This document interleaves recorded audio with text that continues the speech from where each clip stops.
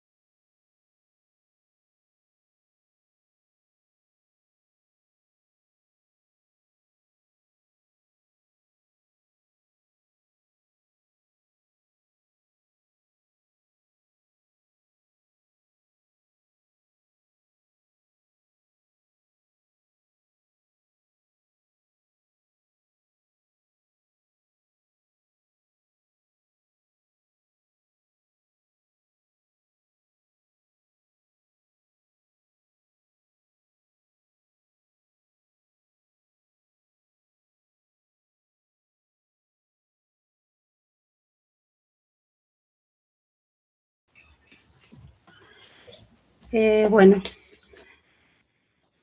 ya podemos empezar. ¿Me confirman, por favor? Gracias. En primer lugar, extender un cordial saludo de buenas noches a todos los presentes, a los organizadores y a los asistentes que se han dado cita el día de hoy para tratar un tema tan importante, tan trascendente, de actualidad como es el tema del Estado constitucional de derecho y el tema del constitucionalismo en general, ¿no? También, en segundo lugar, las disculpas del caso. He tenido algunos inconvenientes con el tema de la pantalla, etcétera, pero finalmente los hemos podido sortear y ahora, pues, sin más preámbulos, vamos a pasar a la exposición de este enriquecedor tema. Como ya lo sabrán, los temas a tratar hoy día van a ser básicamente el Estado de Derecho constitucional y la Constitución. Em, a ver, por favor, ¿me confirman si pueden ver la pantalla, las diapositivas? ¿Podrían confirmarme si lo pueden apreciar? Está en modo presentación.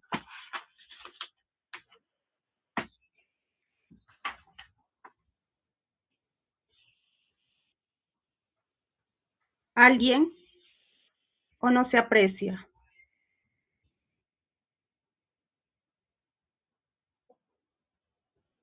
A ver.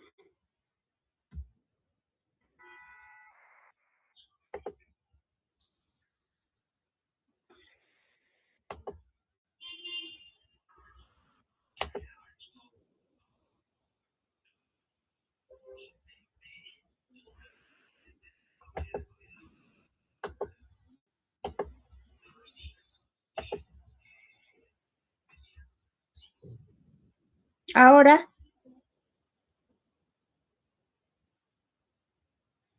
entiendo que sí se ve, ¿no? Ya, gracias. Sí se ve, ¿no? Sí, sí. Ahora sí, ya. Partamos por lo que es el Estado constitucional de derecho. Es un poco complicado poder darle una definición a lo que es el Estado constitucional de derecho, pero sí podemos quizá guiarnos de algunos conceptos, ¿no? Según Raúl Ferrero Costa, él indica que el Estado de Derecho se caracteriza por constituir un sistema político en el cual el poder se encuentra regulado por disposiciones jurídicas que tienen como propósito principal la protección de los derechos fundamentales de la persona humana. Es decir, un Estado de Derecho es aquel en el cual gobiernan las leyes y no los hombres, para evitar así el capricho de las voluntades de los gobernantes. Recordemos que el Estado constitucional de derecho surge como una contraposición o en todo caso como una forma más avanzada de organización a lo que anteriormente conocíamos, ¿no? Como las monarquías, el absolutismo, donde básicamente se hacía lo que a discrecionalidad de del monarca o del emperador, etcétera. Se basa básicamente en dos principios fundamentales. Lo que es la distribución de esferas sería el primer principio. Esto quiere decir que es la libertad de la persona que antecede a la acción del Estado. Es decir, en un Estado de derecho se reconoce que la persona tiene el derecho a la libertad incluso antes de que existe el Estado. Entonces, el Estado no puede coactar a un ser humano u obligarlo ni prohibirlo de hacer algo, si no está debidamente fundamentado, ¿no? Ya que se reconoce este derecho incluso con anterioridad a la existencia del Estado. Y ahora, el otro principio en el cual también se basa un Estado constitucional de derecho, y esto es una característica muy importante que la vamos a desglosar más adelante en varios momentos, es lo que es la división de poderes, el sistema de pesos y contrapesos. Esto es fundamental en un Estado constitucional de derecho, porque eso justamente evita lo que es el absolutismo, que todo el poder esté concentrado en una sola persona o en un solo órgano, porque eso podría hacer incurrir a este órgano o a esta persona que gobierna en arbitrariedades, en discrecionalidad, que finalmente, pues, se convertiría, pues, en un absolutismo, en otro tipo de gobierno, menos en un Estado de derecho. Ahora bien, ¿cómo es que surge el Estado de Derecho? ¿A raíz de qué? Obviamente, como toda organización o como toda nueva formulación, siempre ha tenido que haber en la historia un acontecimiento importante que dé pie a esto nuevo que surge. En este caso, que estamos hablando del Estado de Derecho. Y en este caso, es a raíz de la Revolución Francesa que se habla por primera vez de lo que es el Estado de Derecho. Recordemos que la Revolución Francesa lo que hace es poner sobre la mesa, reconocer y básicamente reconocer lo que son tres derechos fundamentales, el trípode que le conocen como la libertad, la igualdad y la propiedad. Entonces, digamos, estos derechos son la base fundamental, que son los cimientos para que se pueda hablar o se pueda empezar a pensar en otras formas de organización que antes no existían y que pues después se le conoció como un Estado de Derecho. Bueno, ahora, un Estado constitucional de derecho tiene cuatro elementos sustanciales que tienen que ver en parte con estos valores fundamentales que ya habíamos hablado, ¿no? Pero los elementos en los que se basa un Estado de Derecho básicamente es en el reconocimiento de la libertad de la persona, la igualdad de las personas, el equilibrio de poderes y el control de constitucionalidad. Vamos a pasar a desarrollar cada uno de ellos. En cuanto al primer elemento sustancial, de lo que se trata es que exista dentro del estatus político un auténtico respeto a la libertad.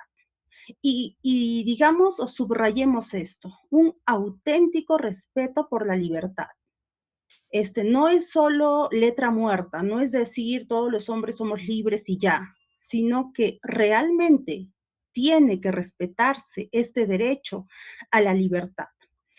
Quizá ahora no suene tan importante o suene trillado decir, ¿no? Los hombres somos libres. ¿Por qué? Porque eso es algo que quizá ahora lo tenemos por sentado. Pero si nos retrotraemos un poquito a esa época donde todo era controlado y no todos los ciudadanos tenían derechos, había solamente una oligarquía o un monarca. Realmente para la época, hablar de un respeto hacia la libertad del hombre era revolucionario.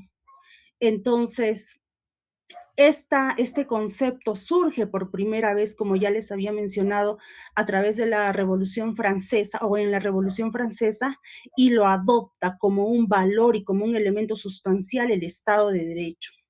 Es decir, dice, que los hombres deben tener la libertad para hacer todo aquello que las leyes no prohíben, ¿no? Libertad para conducirse dentro de la ley también. La libertad, o sea, de lo que reconoce es que la libertad es parte de la naturaleza humana. Los hombres nacemos libres, básicamente, y por lo tanto existe libertad antes y aún fuera del Estado, e inclusive hasta en oposición a él. Imagínense, tal era el concepto tan revolucionario para esa época y que recoge dentro de él lo que es el Estado de Derecho, ¿no? Estado de Derecho en el que actualmente vivimos. Y es importante saber lo que ello significa. John Locke, en sus diversos tratados, especialmente en el segundo tratado sobre el gobierno civil, indica que el ser humano entrega sus libertades a la sociedad y a su vez el Estado se las devuelve convertidas en las libertades civiles. Los seres humanos convivimos en una sociedad y al convivir en una sociedad debemos de cedemos nuestras libertades a un Estado, es decir, a una organización. ¿Para qué? Porque sabemos que dentro de la comunidad surgen conflictos, surgen problemas, en todo caso, entregamos nuestras libertades. Pero no es que porque entreguemos las libertades de pronto somos súbditos, no, sino que el Estado regula todas estas libertades, regula también consecuencias y devuelve estas libertades convertidas en ya no solo libertades, sino libertades civiles, es decir, dentro de la comunidad. Lo que buscamos nosotros es una sociedad con respeto a las libertades que reconoce el Estado, de modo que todos se puedan desarrollar libremente dentro de él. Libertad para respetar las ideas de los otros y hacer respetar las propias, y para que cada persona pueda escoger su proyecto de vida de acuerdo al libre desarrollo de su personalidad.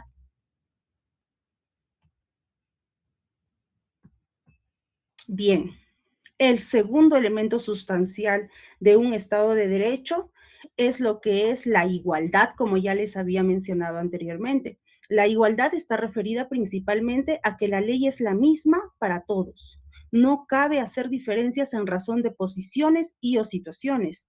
Se sustenta en la necesidad de proporcionar a todas las personas las mismas oportunidades.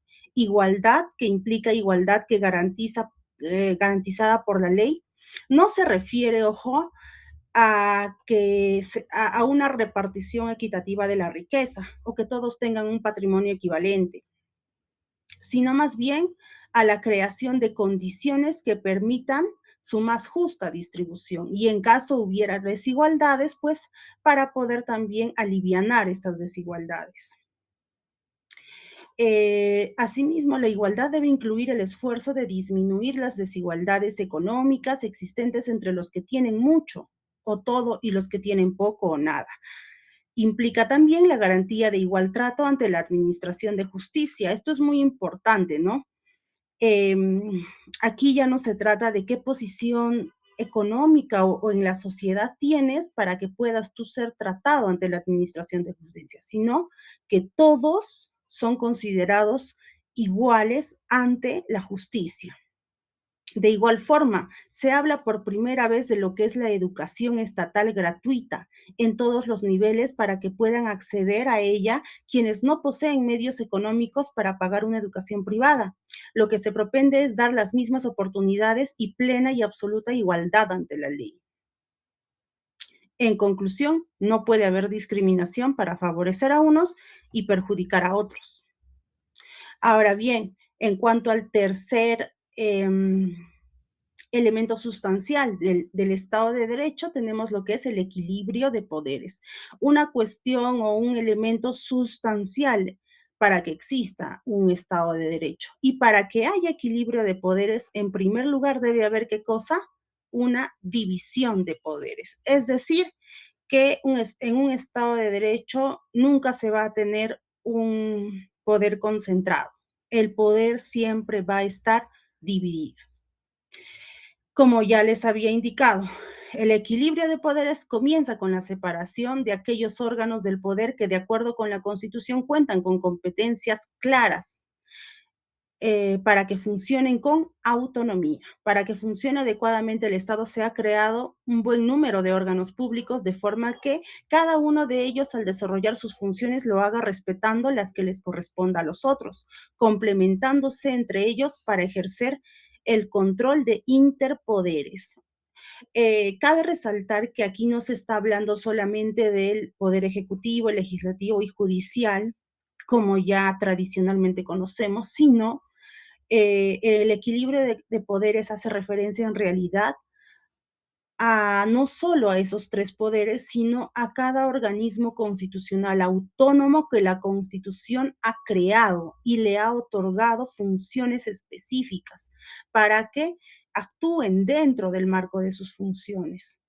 Como dice, aquí, respetando las que les correspondan a los otros, es decir, sin que puedan interferir en las funciones de otros órganos o de otros poderes, complementándose entre ellos. ¿De qué manera? Cuando realizan un control interpoderes. Hay muchos ejemplos, más adelante vamos a mencionar algunos, de cómo es que se realizan este control entre órganos, ¿no? No basta un simple equilibrio de poderes, es decir, que el Ejecutivo administre, que el Legislativo legisle y fiscalice y que el Poder Judicial decida dónde está el lado de la ley en cada conflicto. Es preciso también que funcione el respeto de las competencias interórganos. Tan importante es el Poder Judicial como lo es hoy el Ministerio Público. ¿Quién dirige la acción penal? Es el Ministerio Público. Es quien defiende a la sociedad. Esa es la función que le ha otorgado la Constitución y al juez le toca resolver los conflictos. Cada institución tiene sus funciones previamente establecidas. La separación de los órganos del Estado significa que cada uno de ellos debe respetar la competencia de los otros mediante un sistema de pesos y contrapesos. Ese principio del equilibrio de poderes debe su sustentación teórica a dos autores, John Locke y Montesquieu, básicamente, y fue formulado a fines de los siglos XVII y que se ha ido perfeccionando permanentemente. El propósito es evitar la tendencia hacia el abuso de poder que tienen principalmente los poderes políticos, es decir, el ejecutivo y el legislativo. Por ello, se establecen competencias definidas que deben ser respetadas, organizándose un control intrapoder dentro de cada uno de los 3 poderes del Estado. Y de otro lado, uno interpoderes, de modo que entre ellos se impongan controles y ninguno permita que los otros se extralimiten, yendo más allá de lo que le corresponde. Eso es un Estado de derecho. Como sabemos, en el caso peruano, el Tribunal Constitucional, por ejemplo, tiene sus propias competencias para declarar una ley inconstitucional erga omnes, ¿no? Esa es su función, que está reconocida por la Constitución. El Poder Judicial tiene una fuerza inmensa, aunque muy pocas veces la ejerce, a pesar de poseer el control difuso, tal como sucede cuando se presenta una colisión entre una norma constitucional y una norma legal, en que el juez debe preferir la norma constitucional, recogiendo la tesis que se impuso desde el famoso caso Marbury versus Madison en 1803, cuando la Corte Suprema de los Estados Unidos prefirió la Constitución por encima de la norma legal. Ahora bien, el cuarto elemento sustancial de un Estado de Derecho es de lo que es el control de constitucionalidad.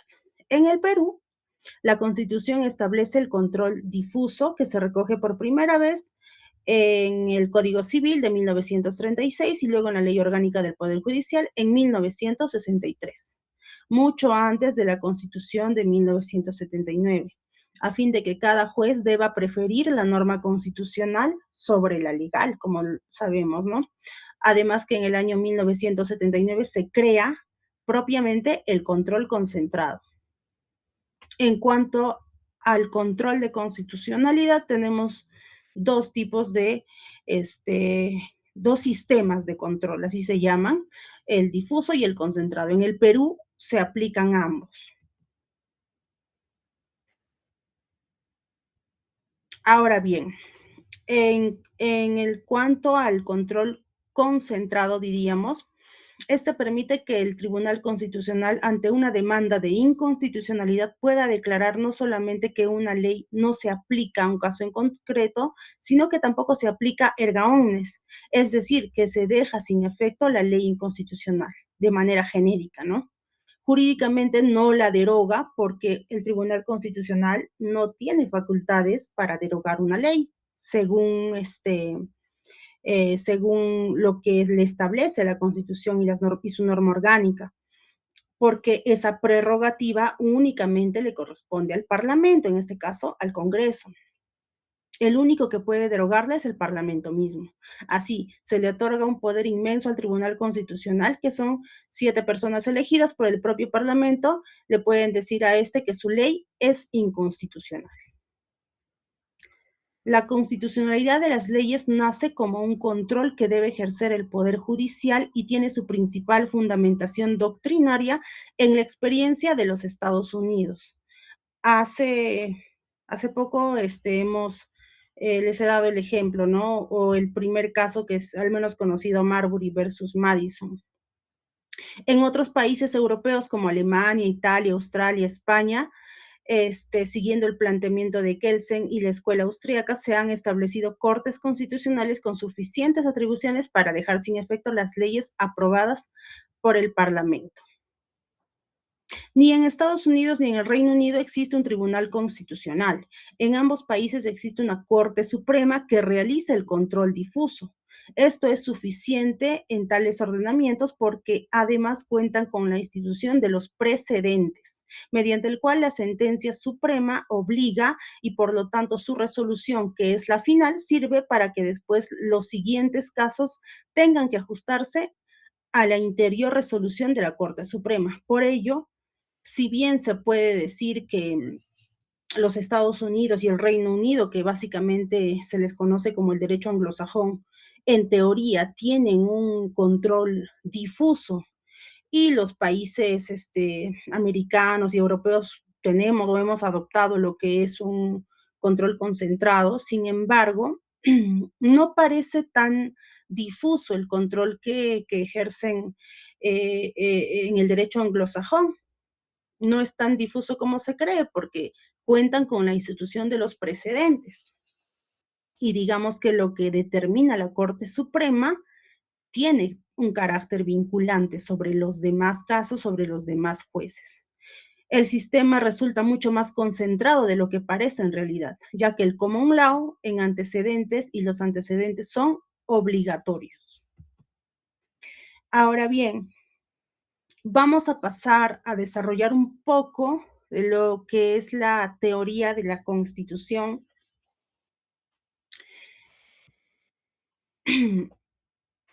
Ahora que, digamos, tenemos un poco más idea y los conceptos de lo que es el Estado de Derecho, teniendo en cuenta que el Estado de Derecho se basa en la norma y básicamente en las normas y sobre todo en las constituciones o en la constitución de un país, pues resulta necesario tratar lo que es la constitución, ¿no?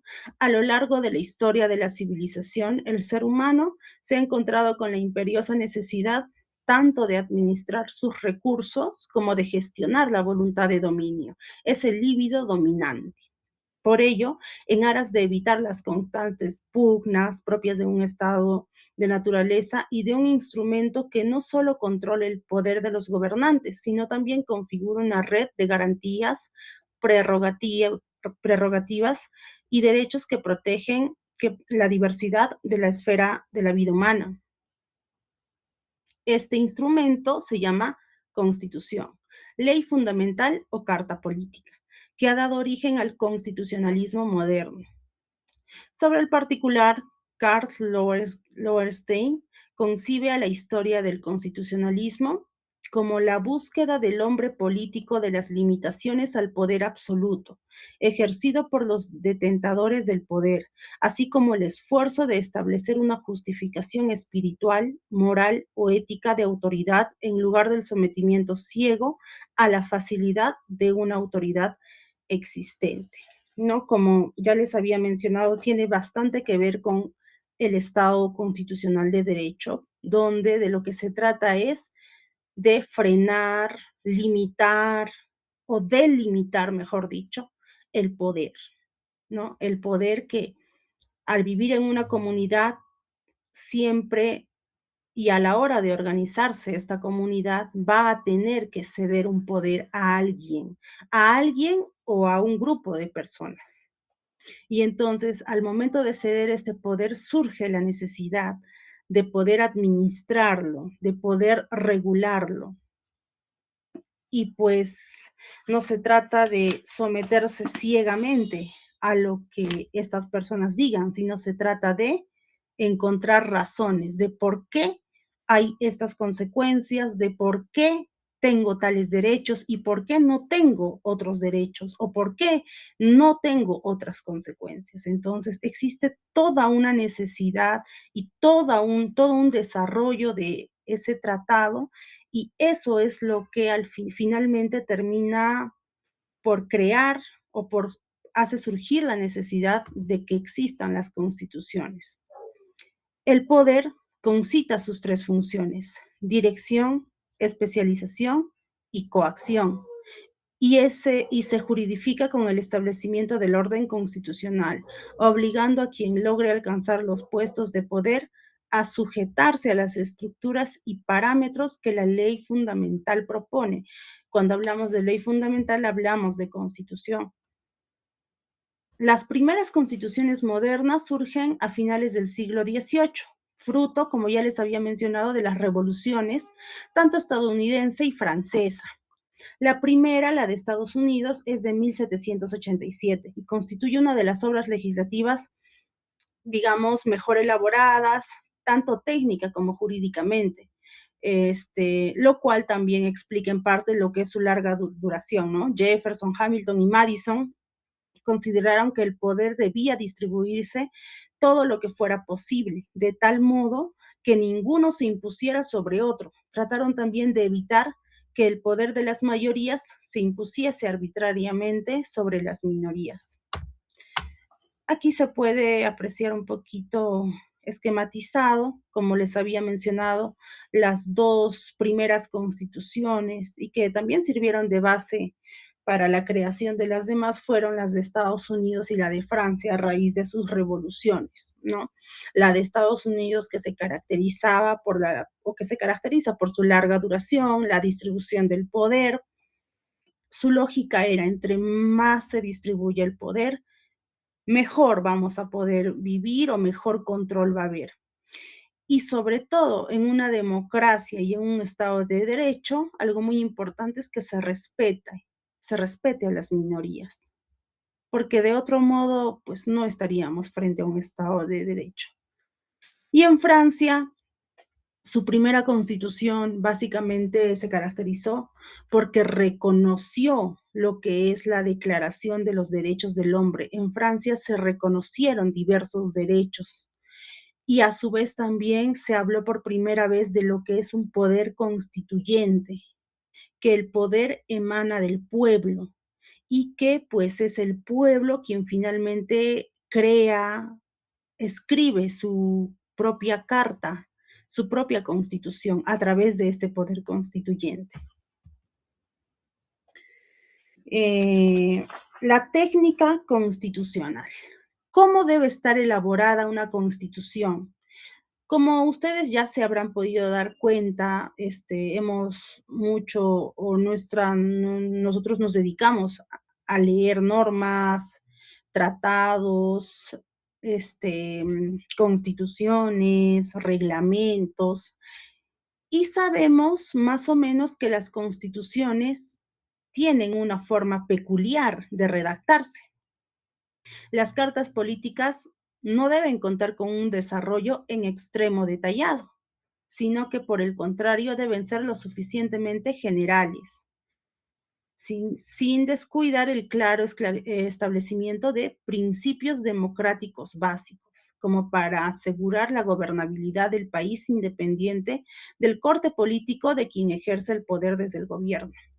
Aquellos contenidos que no pueden ser omitidos son el realce de la dignidad humana, y el reconocimiento de los derechos humanos, lineamiento reforzado desde la Constitución de 1979 y su adecuación a los importantes tratados internacionales en derechos humanos.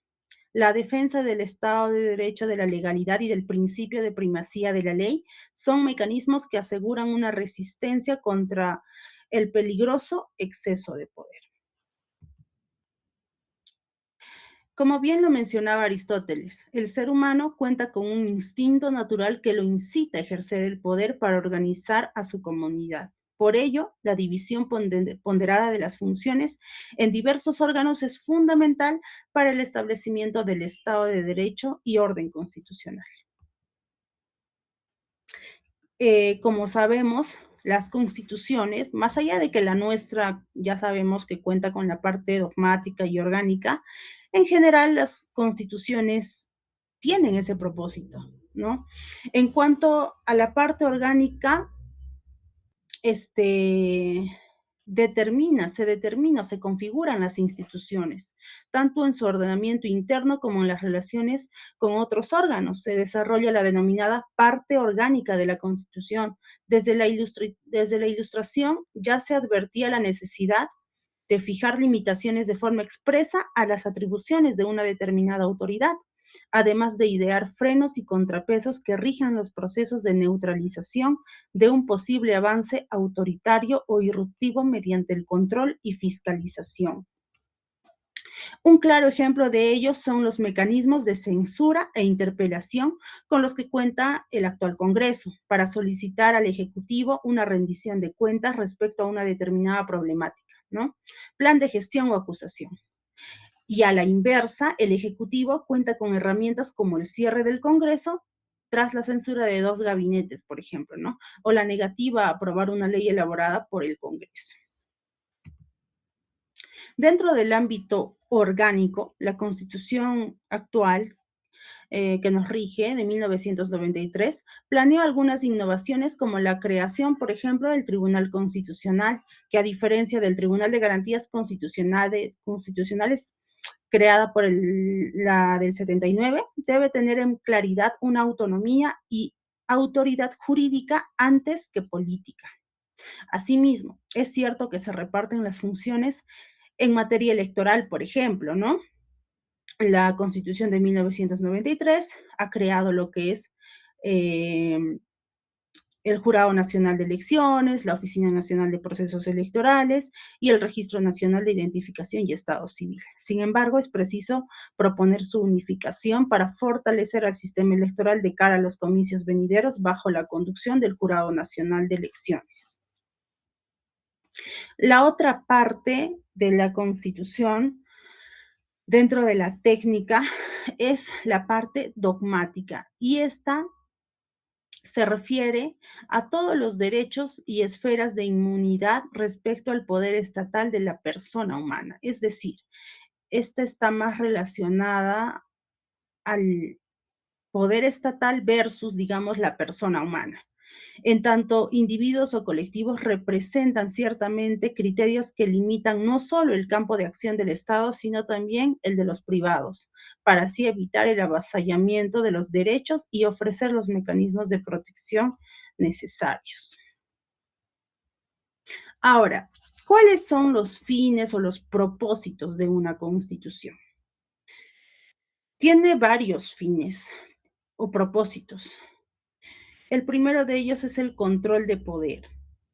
La Constitución debe constituirse en una suerte de baluarte para proteger a los ciudadanos de los abusos y los excesos de los gobernantes, de forma que el poder se desenvuelva dentro del cauce que le tracen preceptos suficientemente claros, a la vez que lo limiten también, permitan el pleno desarrollo de la persona humana. Para que ello ocurra, es necesario que el poder político esté distribuido y se respete la asignación de las distintas competencias de los órganos del Estado de forma que se controlen entre sí. Otro propósito, digamos, que sería la resistencia contra el poder. ¿A qué se refiere? Basándose en la teoría institucionalista como explicación del orden superior de la Constitución y la protección de la sociedad civil, un orden de cosas a la vez formal, objetivo y sistemático que engendra fuerzas de resistencia contra el poder a través del ejercicio de los derechos. Maurice Hauriu considera que la Constitución es como un conjunto de reglas de convivencia de una población y su gobierno. En estas reglas deben estar tanto los derechos, es decir, las libertades individuales, como las instituciones que brindan la organización política del Estado.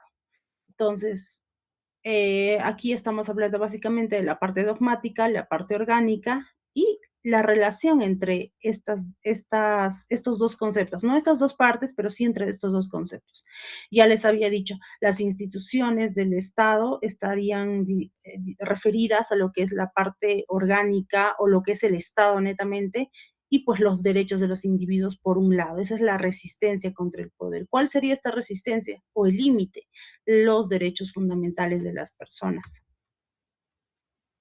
Otro propósito es también instaurar un sistema jerárquico de normas. El desarrollo de las reglas constitucionales está dado por las leyes que concretan sus enunciados y dan vida al denominado régimen de juridicidad o, mejor expresado, el indispensable Estado de Derecho, mediante normas que se gradúan escalonadamente de mayor a menor jerarquía. Sobre este particular, hay que tener en cuenta que el Tribunal Constitucional, en el expediente 47-2004, AITC, desarrolla en su acápite 2.1 y 1.2 y siguientes con toda claridad cómo la Constitución es la fuente de las fuentes del derecho y la que regula la producción normativa o disciplina los modos de producción de las fuentes. Entonces, cuando, digamos, entra en vigencia una constitución, pues esta se convierte en una fuente del derecho, en la principal fuente de derecho, diría yo, dentro de ese determinado país. Respeto al orden legal. El respeto al orden legal establecido es indispensable para que la sociedad se desarrolle, lo que exige a todos cumplir con sus normas, siendo el Estado el encargado de supervisar para que ello ocurra, garantizando el orden interno y aplicando las disposiciones que protegen a la sociedad de quienes los subvierten, desconocen o violen sus mandatos. De nada sirve que existan leyes, normas, si las incumplen o las incumplimos y el Estado no hace valer su principio de autoridad y no sanciona esos incumplimientos. Para que también funcione adecuadamente un Estado de Derecho, ante un incumplimiento, ante una violación de mandatos, pues el Estado tiene que ejercer su autoridad y sancionar ello. De esta manera también se está poniendo en marcha o se está haciendo respetar el Estado de Derecho.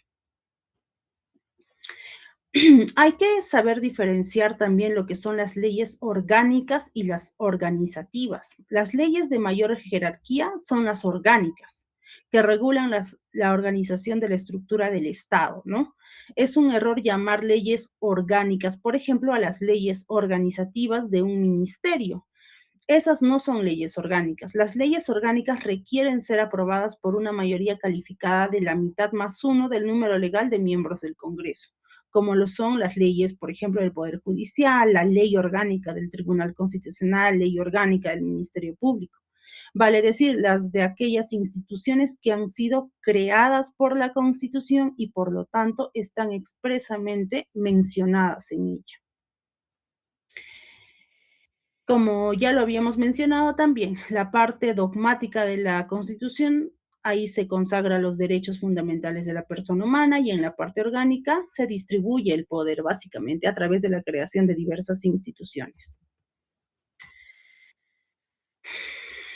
Por último, también tiene como un propósito la Constitución contribuir como pacto social y político. La Constitución sintetiza el consenso colectivo al que llegan los ciudadanos con el propósito de lograr una sociedad que les permita una vida civilizada, descalificando los actos de injusticia que puedan presentarse en la relación entre gobernantes y gobernados, o la de estos últimos en sus relaciones entre sí.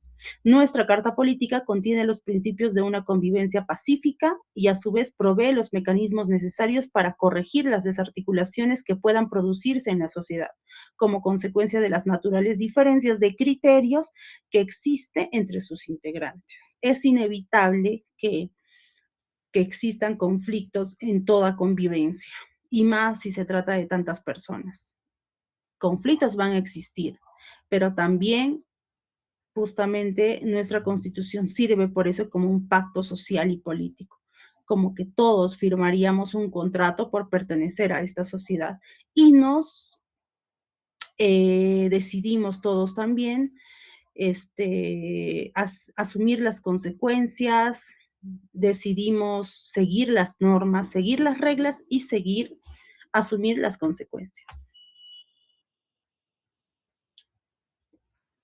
Ahora bien, en cuanto al Perú, netamente, como sabemos, en el Perú hemos tenido 12 constituciones, algunos autores dicen que 13. Sin embargo, más allá del número, este, se podría decir que la madre de las constituciones, que no ha sido netamente del Perú, sino ha sido del Reino de España, es la Constitución de Cádiz, que rigió entre 1812 y 1814, ¿no? A ver, aquí.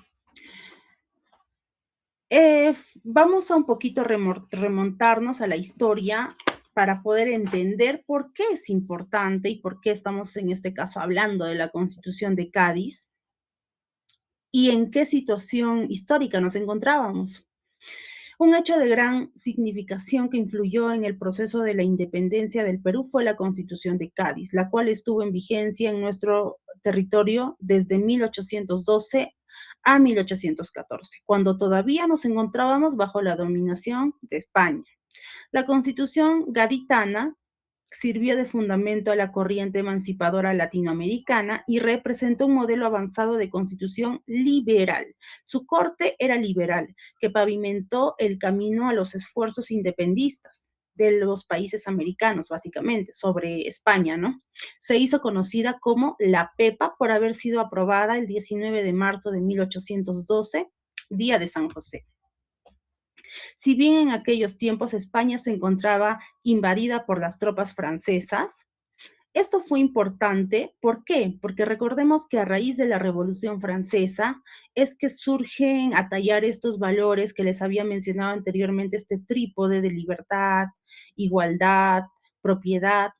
Entonces, al estar España invadida de tropas francesas, de alguna manera esto sirvió para que estas ideas entraran dentro de, en este caso, del virreinato, del reino de España. Es la invasión francesa a territorio español la que permite que los criollos americanos comiencen a pensar en un gobierno separatista, por lo que forman las juntas de gobierno, como la de Chuquisaca, Quito, Caracas, Nueva Granada, Buenos Aires, Chile, etcétera.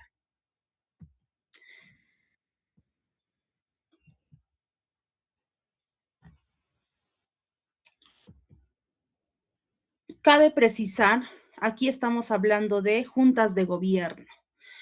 Este, Estas juntas de gobierno existieron en varios lugares, como ya los he mencionado. Sin embargo, no llegaron a existir en territorio peruano. Estas juntas de gobierno no llegaron a existir en el virreinato del Perú. A pesar de que no fue del todo liberal esta constitución, ¿por qué? Es innegable que la Constitución de Cádiz constituyó la primera gran apertura española a los principios democráticos que ya habían logrado echar raíces en Francia con la Revolución de 1789 y en los Estados Unidos en 1776, sin que todo ello afectara el seguir reconocimiento al renunciante monarca Fernando VII, que era el rey de España, como su legítimo gobernante. Estas nuevas ideas levantaron los ánimos de quienes residían en los distintos virreinatos y capitanías de los territorios americanos, para así reclamar el reconocimiento de sus derechos y la participación política en estos territorios, reclamando vivamente el rol que les correspondía en la toma de decisiones de sus propias realidades. El valor indudable de la Constitución de Cádiz fue su determinación de avanzada para promover los principios liberales que serán los que inspiran los principios separatistas de los territorios americanos. La Carta de Cádiz, redactada por aproximadamente 305 diputados, elegidos por sus representativas jurisdicciones. Eh, Dentro de esos 305, de hecho, participaron 15 peruanos también. tuvo una influencia gravitante en el futuro de las naciones hispanoparlantes de América Latina, a pesar de su corta duración. Recordemos que ha durado 2 años, de menos de 2 años, ¿no? Ya que el 4 de mayo de 1814, el rey Fernando, al ser restituido en el poder, declaró nulo y sin ningún efecto lo establecido por ella. Más aún, resulta indiscutible que el contenido de la Constitución gaditana sirvió de base fundamental para nuestra primera Constitución republicana de 1823, después de alcanzada la independencia. Y así tenemos que, en cuanto a la Constitución de Cádiz, esta sirvió esta dio los cimientos primero para la independencia.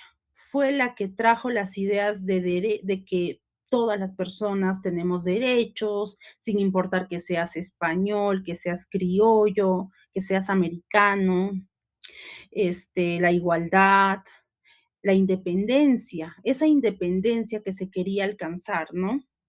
Recordemos que la Constitución de Cádiz tenía corte liberal. Y entonces, cuando al fin el Perú logra alcanzar la independencia, pues redacta su primera constitución, que es la de 1823. Esta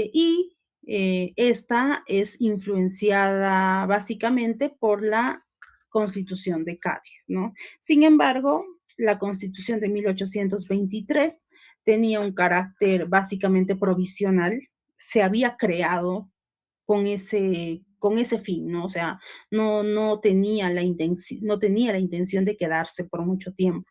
Era de corte liberal, al igual que la Constitución de Cádiz, reconocía lo que era la igualdad de los ciudadanos y la división de poderes. Después de ella surgió lo que es la Constitución de 1826, que se conoce como la vitalicia de Bolívar. Tenía influencia napoleónica y ahí se regía por 3 cámaras legislativas. No duró mucho, luego no duró mucho por obvias razones, ¿no? Esta constitución fue, digamos, más o menos una imposición por parte de Bolívar. Y no tenía muchos anticuerpos, por así decirlo, ideológicos en su momento. Por lo tanto, en 1828 se crea esta constitución que es conocida como la madre de las constituciones. ¿Por qué? Porque duró más, tenía corte liberal, se reconocía también lo que era la igualdad y lo que es el principio de la división de poderes. Después, en 1834, se crea una nueva constitución.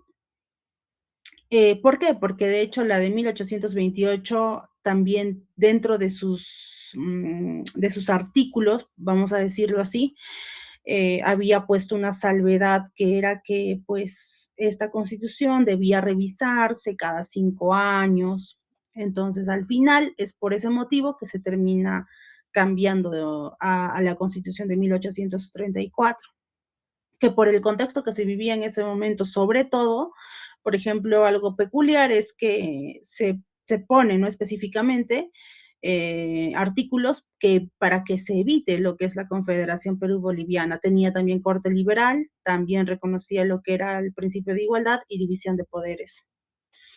Después, ya en 1839, se tuvo una de las pocas constituciones que no eran de corte liberal, sino conservadores y autoritarios. En 1856 se tiene esta constitución, que es de Ramón Castilla, me parece. Se dio con el gobierno de Ramón Castilla, que era descentralista, no era ni muy conservadora ni muy liberal, la verdad. Y lo resaltante de esta constitución es que abolió lo que es la pena de muerte. ¿Por qué? Porque ahí básicamente se establece lo que es el irrestricto respeto por la vida humana. En 1860 se tiene la constitución más longeva, es decir, la de mayor duración. También era moderada y, sobre todo, reconocía la libertad de industria como una de sus innovaciones. En 1867 Se tiene una constitución también liberal, pero le dicen que es un experimento porque la verdad fue demasiado liberal y no tuvo gran y no funcionó, básicamente, por eso. Y en algo de alguna medida fue similar a la de 1856. Ya en este siglo, perdón, en el siglo XX, ya en el siglo XX, tenemos también las constituciones de 1920, que fue conocida como la Constitución de la Patria Nueva, tenía bastante elemento social, influencia de México, de la Constitución de Querétaro, ¿no? En México, donde ya se reconocían, además de los principios y derechos de los que venimos hablando, también ya derechos de corte social.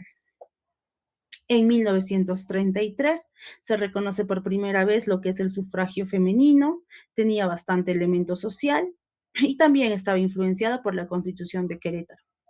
Luego tenemos a la Constitución de 1979, donde se le conoce como un retorno a la democracia. Se crea por primera vez lo que es el Tribunal de Garantías Constitucionales y también tenía bastante elemento social. Y por último tenemos a la Constitución de 1993, que es la que está vigente actualmente, tiene corte liberal, era unicameral, ahora ya, como sabemos, por una nueva modificatoria es bicameral, o bueno, nació con unicameralidad, ¿no? Y cambia lo que es el Tribunal Constitucional, perdón, el Tribunal de Garantías Constitucionales le cambia de nombre y le dota de autonomía y lo reconoce como un órgano básicamente jurídico al Tribunal Constitucional. Y eso sería todo. Muchas gracias por su atención.